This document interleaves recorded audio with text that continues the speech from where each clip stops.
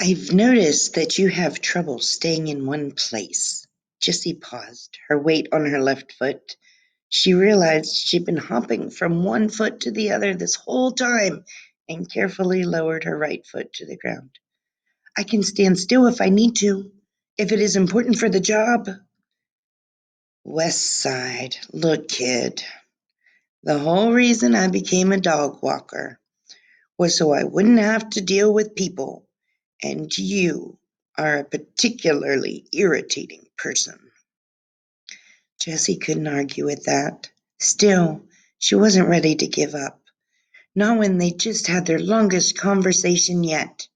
He was definitely weakening. She just needed to give him one more push. He started to close the door in her face. Wait! She moved fast, sticking her foot in the way. You at least have to admit, I've been doggedly determined.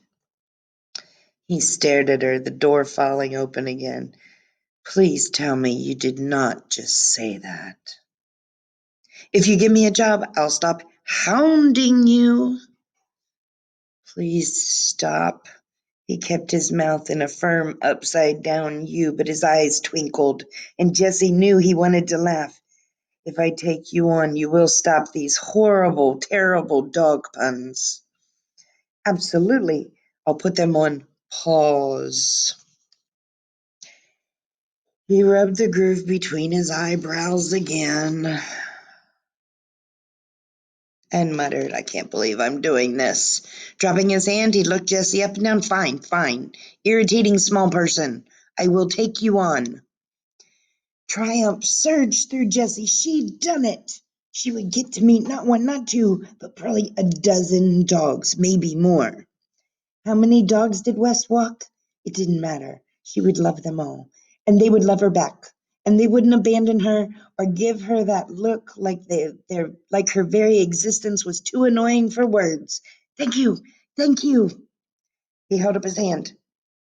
I'll take you on, but only on one condition. Yes?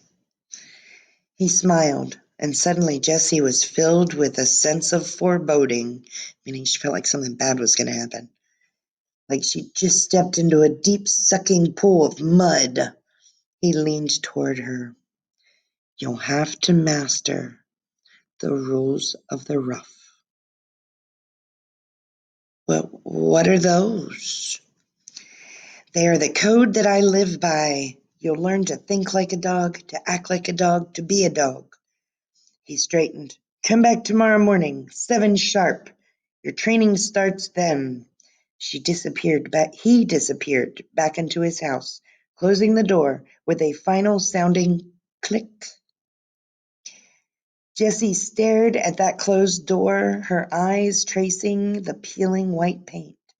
7 in the morning, in the summer. Did he have any idea exactly how early that was?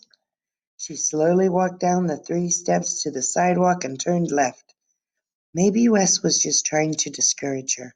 Well, it wouldn't work. She could get up early, if she had to. She could learn to be a dog, too. She would master those rules of the Ruff if it was the last thing she did. As she followed the sidewalk, she pushed her bangs off her forehead, glad she chopped her thick curly hair short before coming out here to Elmsboro, Ohio for the summer. It was almost 10 in the morning now, and the day's heat had already begun to build.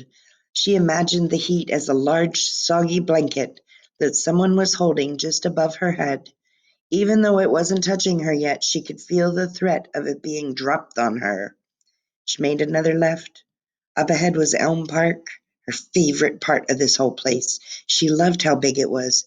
So huge. She couldn't see the circular pond at the far end. Most of the park was flat and grassy, surrounded by a winding trail lined with the elm trees that gave it its name. I'm going to have to stop, guys. This was day 2.